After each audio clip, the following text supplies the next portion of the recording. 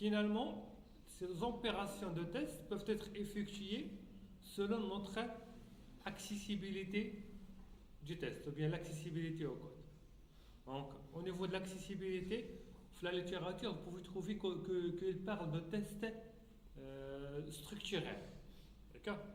Ça, il y en a que dans quelques exemples que l'accessibilité des tests fait partie du type de test, puisque c'est un test structurel. Et dans l'accessibilité, on a diversifié entre trois types, soit un test boîte noire, boîte blanche, ou boîte grise. Test boîte noire, c'est quoi? Ouais. Lorsqu'on n'a pas l'accès au code. Je fais le test, oui. Par interface générale. Je n'ai pas l'accès au code source, je connais juste l'interface. D'accord? Le test boîte blanche, généralement c'est un test. Ouais. On a un accès totalement au code source. D'accord? Oui.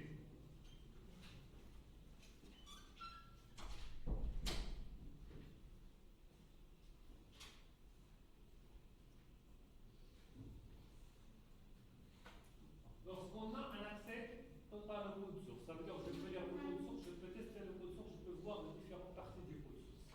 Généralement, ça c'est, par exemple, les tests unitaires, tests d'intégration, généralement ce sont des tests boîte blanche, parce que je ne peux pas les faire et après j'ai le code source.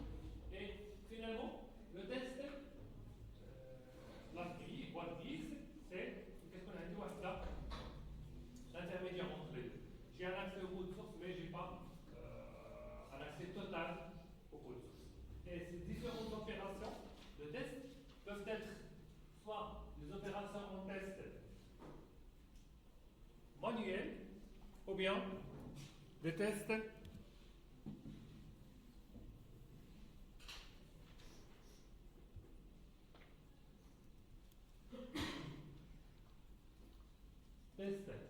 statiques, ou bien tests dynamiques. Et là, l'ensemble d'opérations, je peux les fluctuer soit avec des opérations statiques ou bien avec des opérations dynamiques. Et c'est quoi la différence entre les deux? Entre test statique et un test dynamique. Oui, le test dynamique, test statique, je n'exécute pas de code source. D'accord? Il n'y a pas de code source que je vais exécuter. Test statique lorsque je vais exécuter un code. Et donc l'objectif de cette séance-ci, on va traiter le test statique. Comment nous pouvons effectuer un test statique?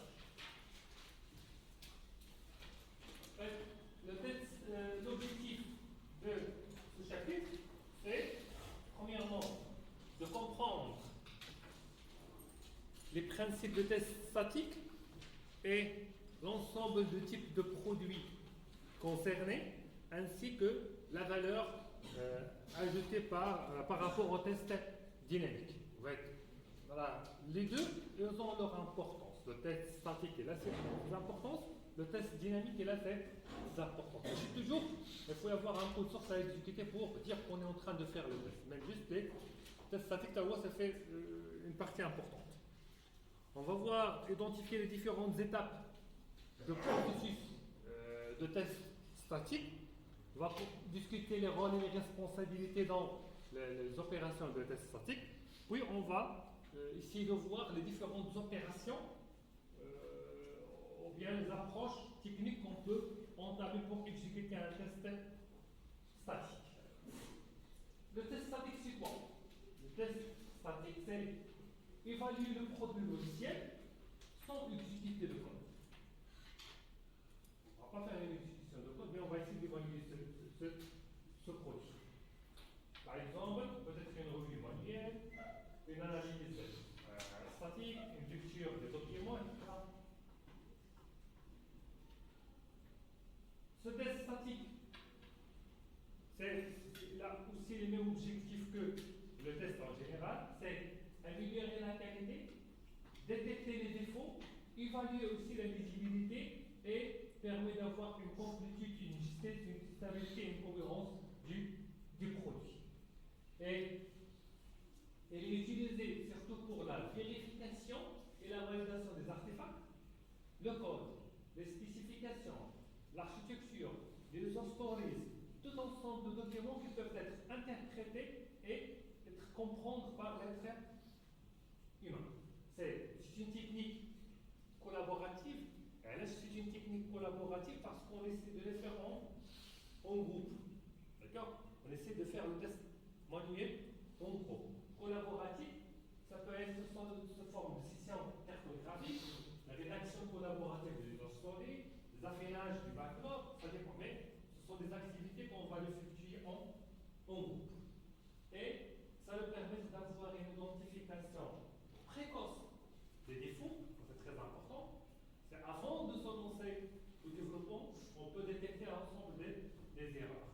Et moins d'efforts pour les tests dynamiques. Généralement, quand il y a des sessions de brainstorming, de discussion, pas d'efforts, pas de technicité derrière. Et peut-être avoir une opération d'intégration dans l'intégration continue. Qu'est-ce qu'on va clarifier avant de faire le déploiement du code ou bien de lancement en projet. Le test statique peut être effectué sur tous les artefacts d'un produit logiciel. Et là, je parle sur les documents de spécification des exigences, documents, le cahier de charge, quoi d'autre?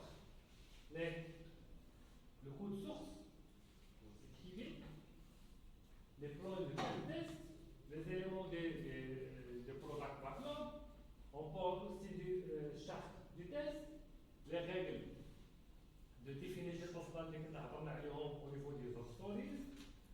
On peut parler même des user stories elles-mêmes comme élément à tester manuellement. C'est un ensemble d'artefacts qu'on peut avoir pour évaluer. Les diagrammes de classe, les diagrammes de caractérisation, tout ça, on peut leur faire un test manuel. Et bien sûr, tous les produits qui peuvent être lisibles et compréhensibles peuvent être un objet d'une revue ou bien des tests manuels. Et ainsi, pour l'analyse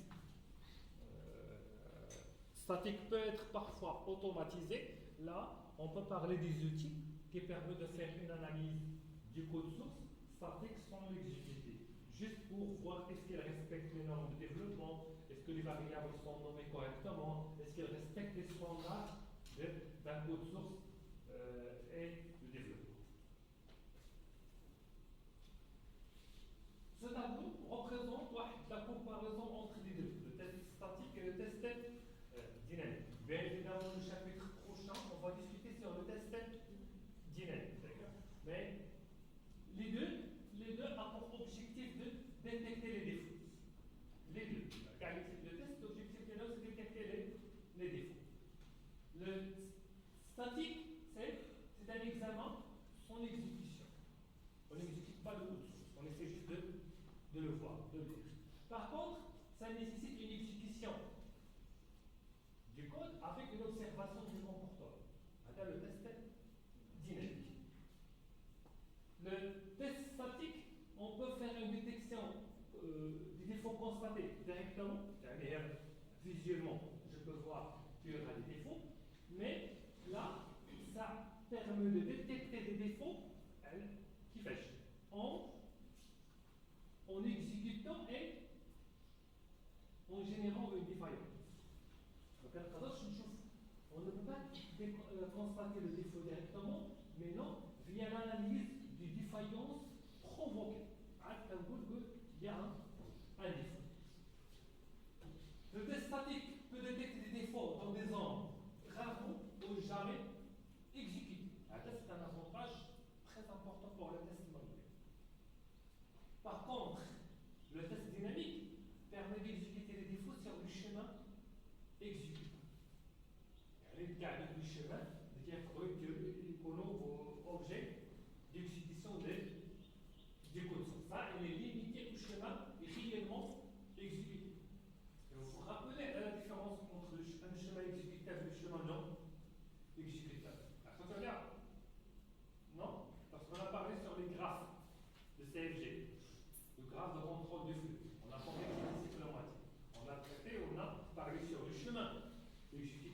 chemins non exécutables. Les tests dynamiques permettent de détecter l'erreur dans les chemins exécutables. Les tests statiques permettent d'avoir une revue des schémas non exécutables. Et tous les produits testés sont des produits non exécutables en test statique. Les cahiers de charge, les documents, les spécifications, les codes sources sont exécutés. Par contre, le dynamique, c'est le produit exécutable. C'est le code source exécutable. Et on peut avoir différentes mesures. Le dynamique, ça avec des mesures de maintenabilité, de lisibilité, de conformité, mais sans exécution. Par contre, le dynamique, c'est Dimitri que la performance, la faisabilité comportementale, le temps d'exécution, etc. C'est différent. Mais les deux, ce que vous allez retenir, les deux ont le même objectif, c'est détecter les erreurs. Test statique, on teste sans exécuter le code source, alors que le test dynamique nécessite une exécution du code source. Et le test statique et le test dynamique, ce sont des tests complémentaires. D'accord? On utilise de façon complémentaire. Le test statique permet de détecter une sorte, bien des types de défauts qu'on peut avoir sur un système. Par exemple, des défauts dans les exigences, ou bien les spécifications. Peuvent être ambigus, incohérents, avec duplication. Là, ça nous permet de détecter avec des tests statiques. Défaut de conception. Donc là, vous avez fait votre conception. Sur de la conception, on essaie de lire. D'accord? On essaie de lire. Parfois, on essaie j'essaie de lire la conception à haute voix. Ça te permet de faire une revue. D'accord? De détecter s'il y a des erreurs de conception. Défaut de codage. Là, avant que, lorsque j'écris mon code, j'essaie de le lire. Lire le code sans l'exécuter, c'est un test manuel. Ça va permettre de détecter les variables parfois non déclarées, les variables non initialisées, des codes parfois dupliqués, inaccessibles. De temps en temps, on trouve un bloc de code inutilisable. Ça ne sert à rien. Ou bien juste dupliqué. D'accord? Là, on peut le détecter qu'avec un test manuel. L'écart entre les standards. Vous vous rappelez, je ne sais pas si vous avez vu ça en Java, comme Java, qui est un standard de développement. En termes de nommage, en termes de structure de la classe, tout ça qui est un standard. Et généralement, ce standard, on ne peut pas le vérifier avec des outils. On peut les vérifier généralement avec un test manuel. La vulnérabilité de sécurité, car on peut le détecter, par exemple, le débordement des mémoires. On sait, par exemple, sur la déclaration des tableaux. Et les lacunes dans les bases de tests, par exemple, lorsqu'on a parlé sur user story, pour chaque user story, on doit y avoir des tests, des critères d'acceptation. Et chaque critère d'acceptation doit être traduit à un cas de test. Et parfois, on échappe à un critère d'acceptation, on oublie par exemple de le traduire à un cas de test. Et ce cas-là, on peut le détecter via des tests manuels qui nous permettent de vérifier est-ce que les différents critères d'acceptation ont été traduits à des cas de test. Cet ensemble d'opérations, ça nous permet d'avoir un feedback prioritaire, de feedback dans les premières phases dans notre projet. Et ce type de feedback régulier, d'accord, ça nous permet de détecter les défauts plus tôt. Et là, ça rejoint l'une des 7 principes de l'STKP sur le test. Ça nous permet de détecter les défauts tôt. Ça nous permet d'avoir une application renforcée des parties prenantes. Et là, parce que les différentes revues qu'on essaie de les le client et parfois en collaboration avec l'équipe de projet. La réduction des risques de malentendu, c'est très important. Parce qu'on évite avec la question de j'ai pas fait attention, j'ai oublié, j'ai pas bien compris. D'accord? Etc. Là, on essaie de l'éviter avec les différentes discussions, les différentes collaborations au niveau de cette manière. Et ça nous permet d'avoir une adaptation rapide au changement. Vu que chaque fois on fait une évaluation, ça nous permet de faire face aux différents changements. Aussi, on évite les retards, les surcoûts, les conflits. C'est-à-dire, ces opérations de test, ça nous permet de gagner beaucoup en termes de qualité, en termes de processus de développement.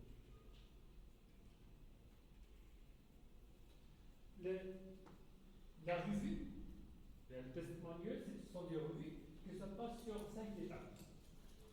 Première étape, c'est la planification de revue. Deuxième, c'est le lancement de la revue. Troisième, peut-être une revue individuelle. Quatrième opération, c'est la communication et l'analyse. Et la cinquième, c'est la correction et les rapports. Donc, premièrement, concernant la planification. La planification, c'est la première opération dans le revue qui permet de définir les objectifs, les périmètres, les livrables à examiner et les critères de sortie, ainsi les efforts, ainsi les délais. Le lancement de la revue, permet de vérifier que les participants ont accès aux documents. Par exemple, si je parle sur la vérification de product backlog, on va faire une revue du product backlog, on doit s'assurer que tout le monde a accès à ce document. On doit y avoir une compréhension de leur rôle. كل واحد خصو يعرف son rôle et ses responsabilités. Et tous les éléments nécessaires peuvent être disponibles pour commencer notre revue. Oui. Troisième étape, c'est la revue individuelle. La revue individuelle nécessite que chaque réviseur inspecte leur produit seul. Et maintenant, va prendre le product backlog. Chacun d'entre vous va se poigner avec une tasse de café et va se concentrer et lire le product backlog individuellement. Puis, on peut utiliser des techniques. Comme ça, dans cette revue, des techniques. Et on va parler par la suite sur les différentes techniques qu'on peut adopter pour une revue manuelle. Et on va faire un enregistrement des anomalies, des recommandations et les questions. Donc, pour individuellement, il va faire la prise de notes. Ses remarques, ses recommandations et ses questions. Après cette étape, qu'est-ce qu'on va faire? Après, on va faire une réunion. D'accord? C'est la revue qui a pour objectif pour valider ou rejeter les anomalies identifiées. Chacun d'entre vous va présenter ses recommandations, ses questions, ses anomalies. Comment on va les discuter? On peut les accepter, on peut les rejeter en fonction des décisions de tout le monde. On va définir les actions, responsabilités et décisions. Les actions qu'on va entamer, les responsabilités et décisions qu'on va modifier. Évaluer la qualité du livrable et puis peut-être on peut y avoir une deuxième révision en cas de besoin. Puis la dernière étape, c'est la correction et la génération des rapports. Là, ça permet de traiter les défauts avec des rapports formels, valider les attentes et clôture de la revue générale. Cette étape a pour objectif d'améliorer tous les artefacts non exécutables ou bien, par exemple, même le code source, on peut le traiter de cette façon.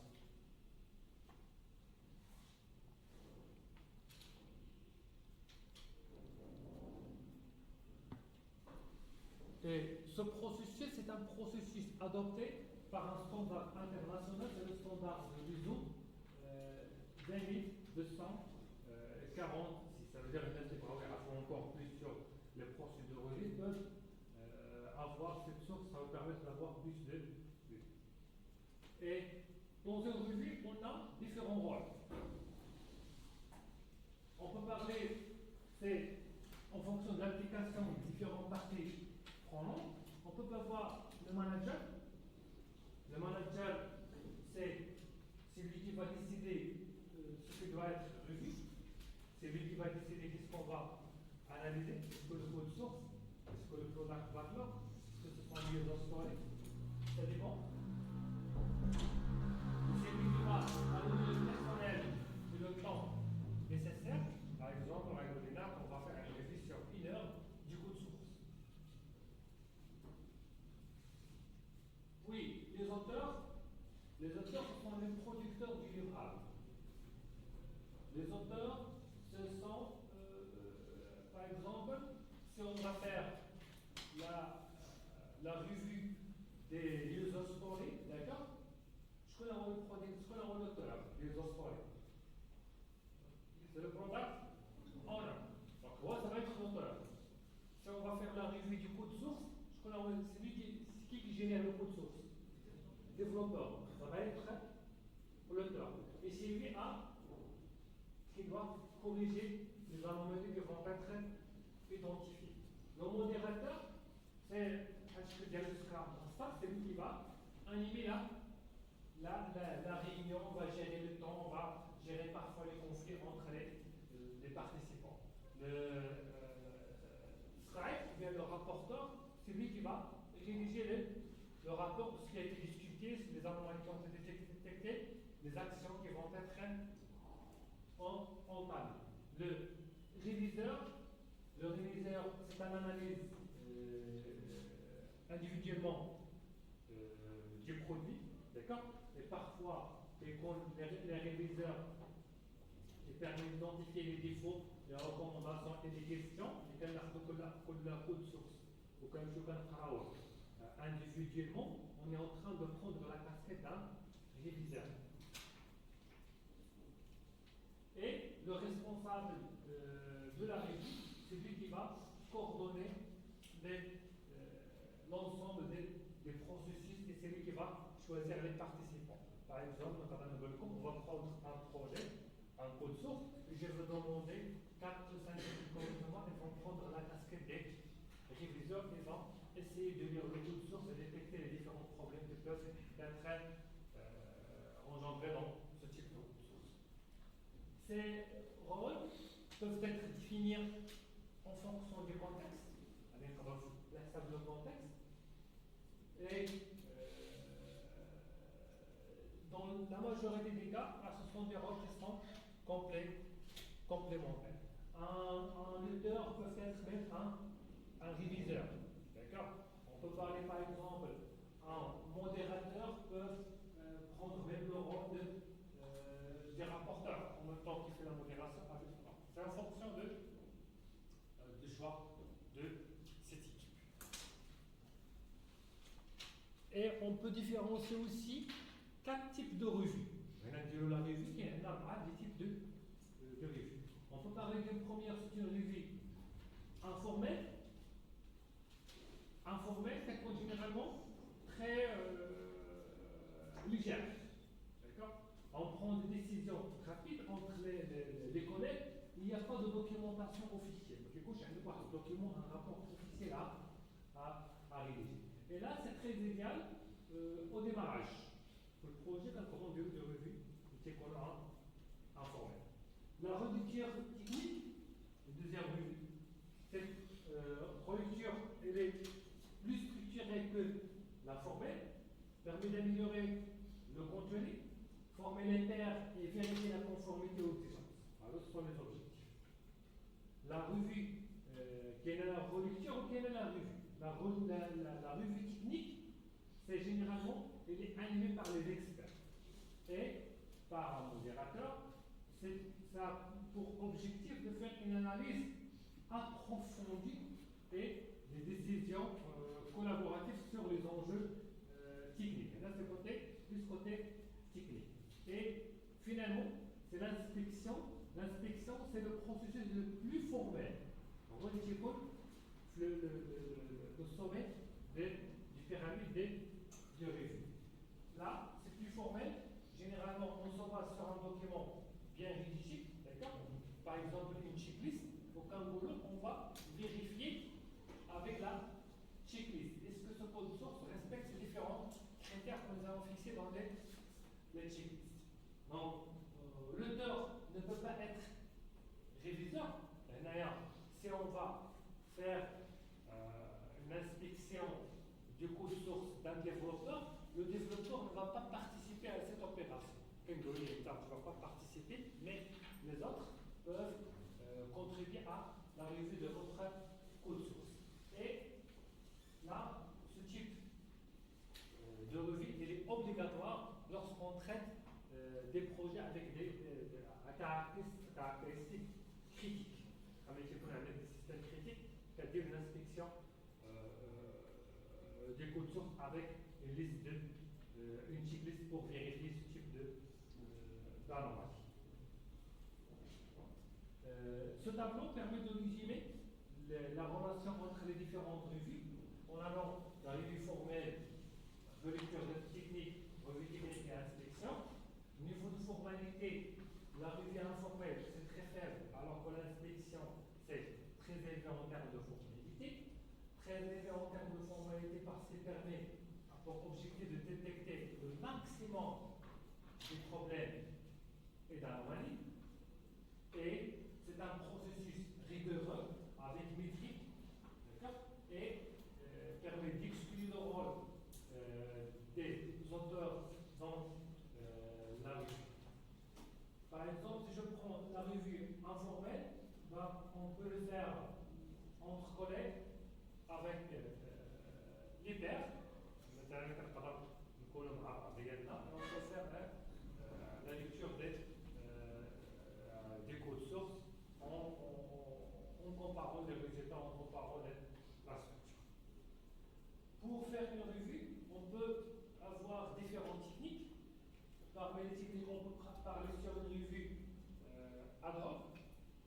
La revue ad hoc, c'est les réviseurs analysent un produit sans guide formel.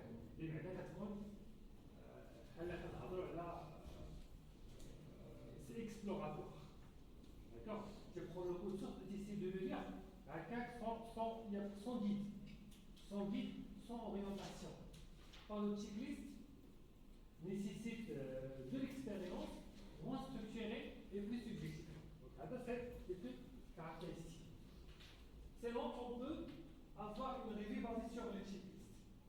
La revue basée sur le checklist, c'est, vous vous rappelez de la définition de OFTA, au niveau de la user story?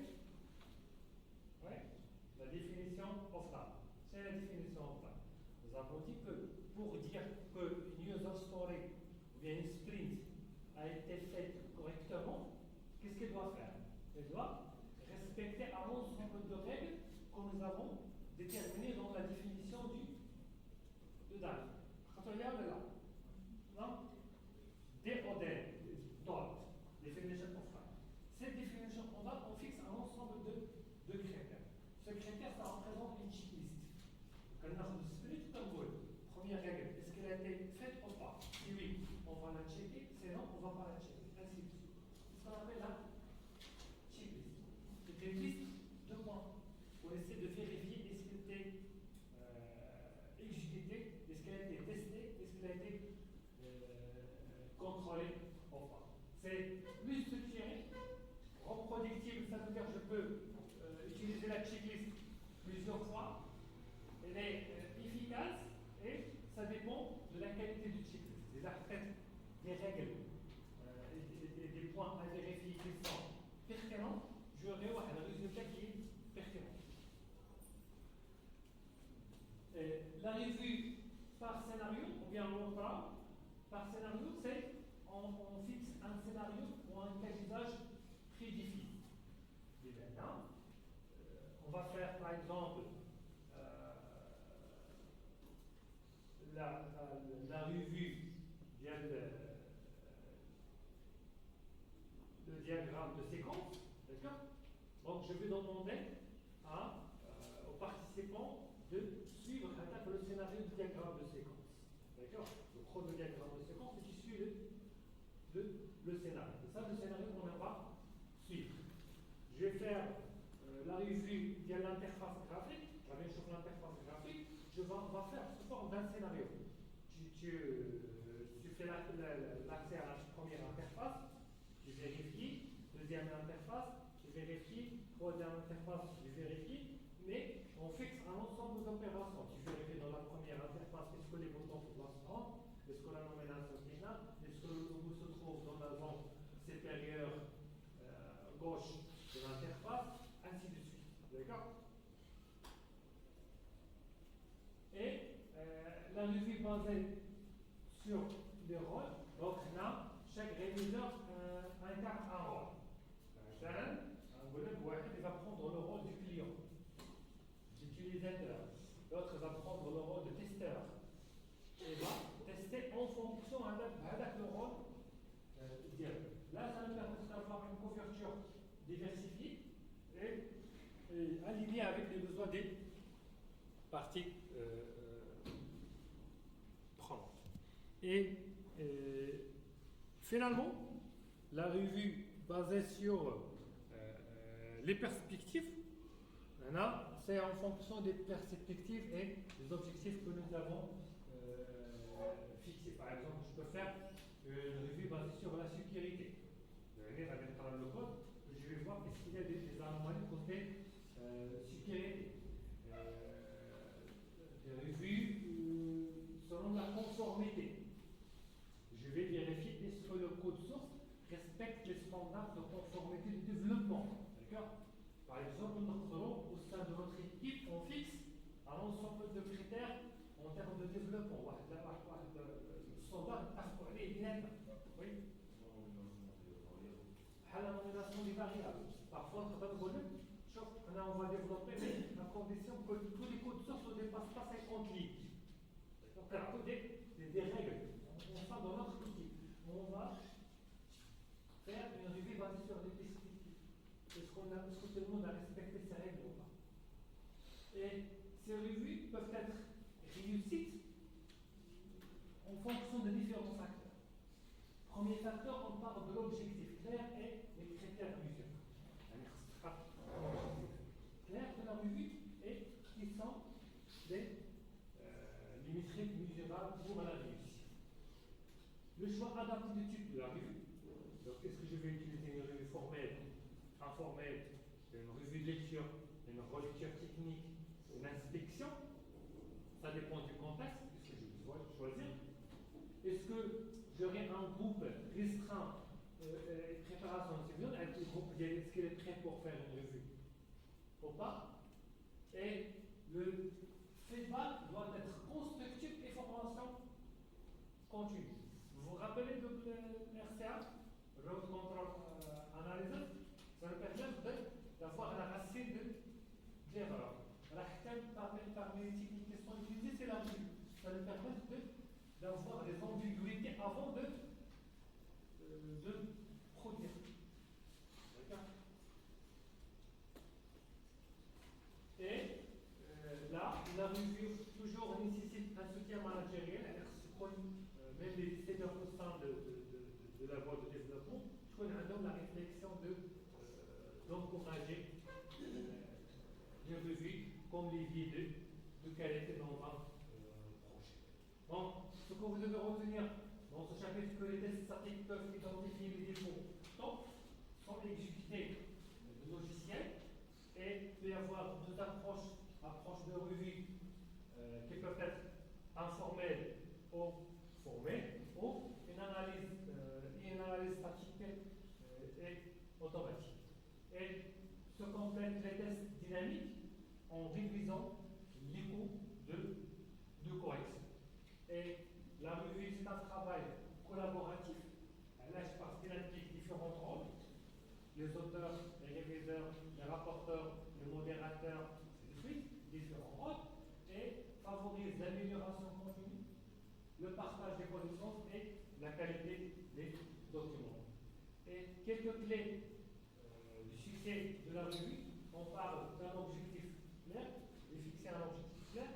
Vous devez avoir le type de revue adapté en fonction du contexte, fixer un temps, c'est de la revue de temps limité, je dis toute la semaine, 1 heure, 2 heures,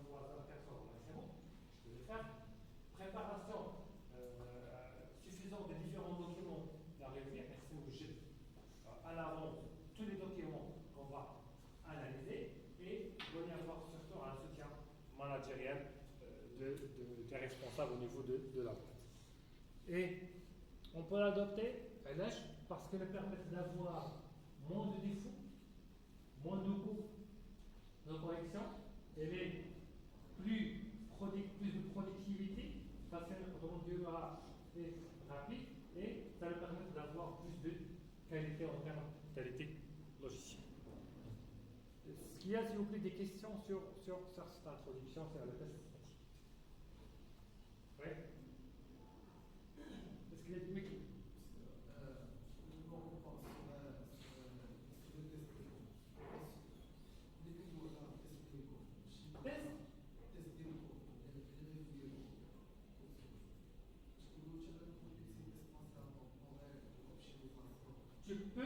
Tu peux la détecter. C'est celui qui va faire la révision. Un expert, elle peut détecter. Juste visuellement, tu peux détecter qu'il y a un problème en termes de complexité du produit. Avant de faire au niveau de l'inspection. L'inspection, on va trouver que ce code-là, ça va y avoir, par exemple, s'il y a une boucle infime. Boucle infime. En fait, une boucle infime. Alors, tu peux la détecter visuellement. D'accord? Ça permet de détecter visuellement. Bon, là, ça te permet d'éviter beaucoup d'erreurs. S'il y a des problèmes de sécurité, le mot de passe, elle est écrit, il est passé en clair. D'accord? Là, on peut le détecter visuellement. D'autres questions, s'il vous plaît? Est-ce que son appui, est-ce que faire une test statique ou bien dynamique? Ça, c'est une analyse. Oui, il permet de faire une analyse. C'est statique. Il n'exécute pas le coup de source. Il fait une analyse. D'accord? C'est juste une analyse. Oui? D'autres questions? Pas de questions? D'accord. Donc, vous avez cette application? Donc la première application, on va faire une revue. Ça, c'est un extrait d'une spécification fonctionnelle d'un logiciel bancaire.